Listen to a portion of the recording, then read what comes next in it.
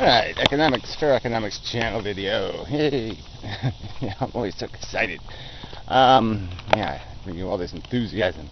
But anyway, Yamada Mystic keeps making videos, and now he's back on this, I don't know, making some sort of loose comparisons and saying stuff about this idea of, I don't know, he calls them these MMT guys or whatever, this idea of, instead of, well, somehow that you can borrow your way out of these problems. And that there's no real problem with that. You can, print up a bunch of bonds and it's no problem. As long as there's people to buy the bonds, there's no problem. But there's a huge problem with any of these systems if you don't look at them for what's going to happen when they're stressed. The famous stress test word. What happens when that system is stressed? And how vulnerable is it to complete collapse? So, obviously, they got away with the 1920s all the way till 1929. But, it was a mess in 1925. It was a mess in 1920 even, in terms of where it was heading and how things were being built, the House of Cards. So, yeah, the House of Cards works until the House of Cards starts falling.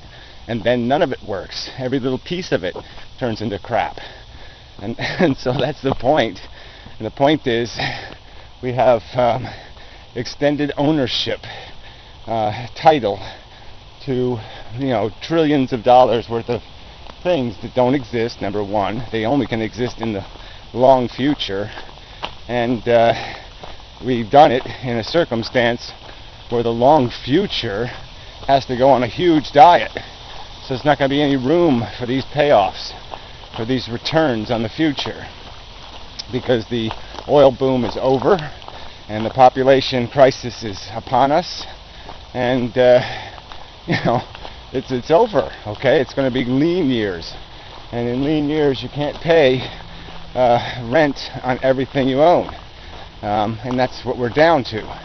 We all have written, essentially, the United States, the citizens have written a rental contract, and they have no way of acquiring the income to pay the contract.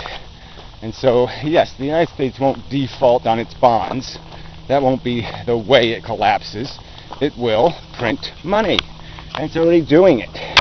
Every year a little bit more. And a lot more than in past decades. In the last 5 years, the amount of cash in circulation has not doubled, but, it's getting there. It's a 30% increase or whatever over the previous 100 years. So, and these numbers are becoming meaningless to people. They talk about trillions of dollars like it's nothing. Well, it's goddamn something. When you add $1 trillion more of cash into the economy, you are going to, create inflation.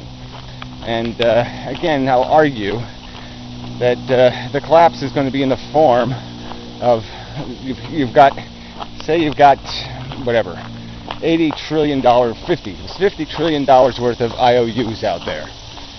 And there's only $15 trillion worth of hard assets, real value.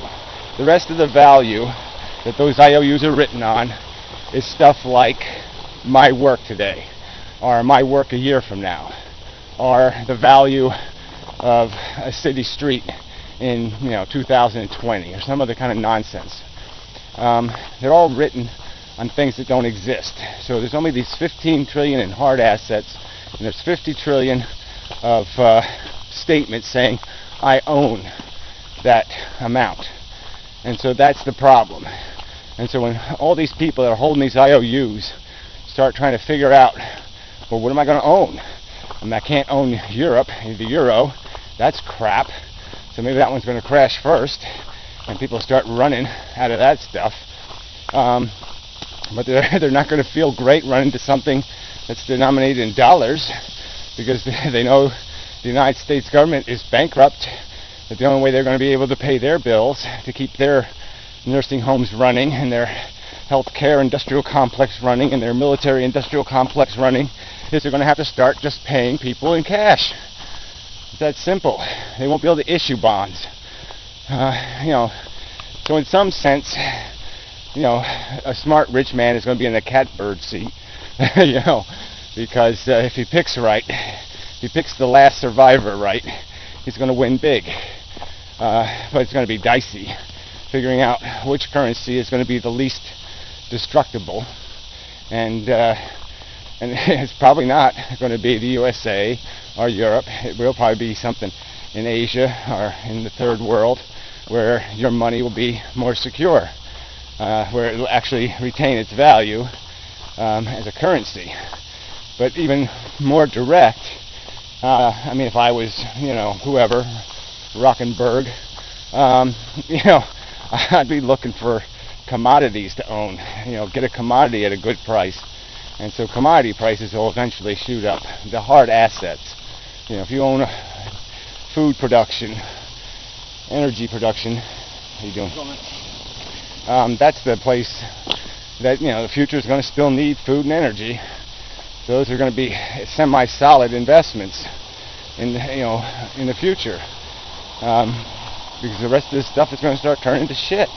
It's that simple. So all this idea that, yes, you can pretend, you can put these fake cards on the house of cards for a while and get away with it, but there's nothing substantive about it. This isn't a fix for the system because you decide to, the government is just going to spend some money and artificially respirate an economy. So, but Nick goes both ways. It's just so ironic. I mean, one minute he talks in glowing terms about fiscal responsibility, and the next minute he's saying, I can't find anything wrong with this idea of just, borrowing more money. It's just, what the hell are you talking about? In some senses, the borrowing works. Also, in the short term, well, even in the long term, it can work if you understand what it is, which is a flat tax of sorts, because it will just deflate value throughout the economy. So, in that sense, it has some fiscal rationality, but it's all marginal. Like I said, the key thing is it sets you up for a run. And this is the run, I've said it, I'll say it again, just what the hell. There's no other conversation, no one's arguing with it. The run on the bank this time will be the rich, the holders of the IOUs, trying to turn their U.S. bonds or their other stock paper or some other piece of crap into a hard asset.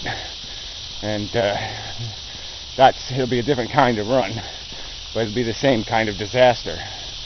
But it has to happen. I mean, the debt's unsustainable, can't be paid. There's just nothing you can draw on a piece of paper where you're going to explain how we're going to be able to create and generate the amount of surplus necessary to maintain these rental contracts. It's just too much rent. I just don't think people are going to go for it. I guess is the point. I mean, the average citizen's not going to be a day laborer and just take it. He'll get drunk or something. He'll become a menace to society before he'll sit there and accept those terms. So, anyway, yeah, I think that's probably enough of a video. So, I mean, it's doom, because they're not going to do this rationally. They're not going to admit what the problem is. The rich have gotten too rich. They own too much. We're all renters. And it's bullshit.